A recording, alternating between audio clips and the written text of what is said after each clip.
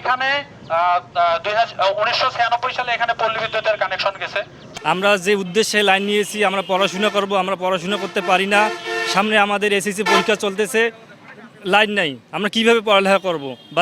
পড়ালেখা করে আমরা আধা ঘন্টাও থাকে না। তাই আমরা চাই আমাদের পাশে নীলফামারী পল্লী বিদ্যুৎ সমিতি আছে, আমরা নীলফামারীর মানুষ, আমাদের জন্য নীলফামারীতে আমাদের সংযোগ স্থানান্তর করা হয়। পড়াশোনাটাই হচ্ছে না, কারেন্ট থাকে না, অতিরিক্ত গরম।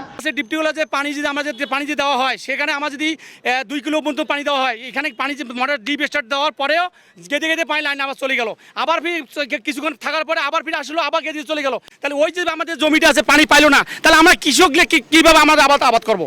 আমরা তো কোনো আবাদ করতে পারতেছি না। আমরা দীর্ঘদিন যাবৎ এটা চরম ভুক্তভোগী। এলাকায় বয়োবৃদ্ধ মানুষ আছে, বাচ্চারা আছে। এই উত্তরাঞ্চলে গরমের মাত্রা আপনি জানেন, দিনের বেলাও যা, রাতের বেলাও টেম্পারেচার এরকমই থাকে সব সময়।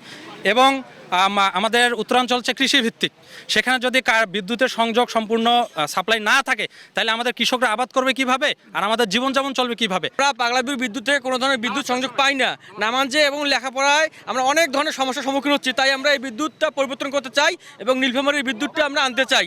এই কারণে আমরা আজকে আসছি এবং মানববন্ধন করছি, আমাদের এই দাবিটা মানতে হবে। এবং কারেন্ট থাকে না, অতিরিক্ত গরম।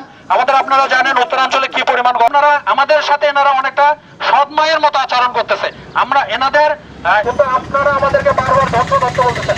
আমরা 3 যুগ ধরে ধৈর্য ধরতেছি, শুরুর থেকেও যদি কথা বাদ দেই, আমাদের কথা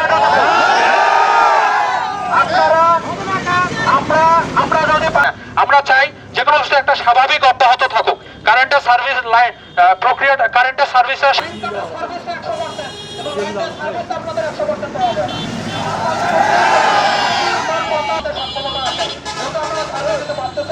আপনাদের হায়ার অথরিটির কাছে আপনারা রেকমেন্ড করেন যাতে আমাদের যে দাবি, আমাদের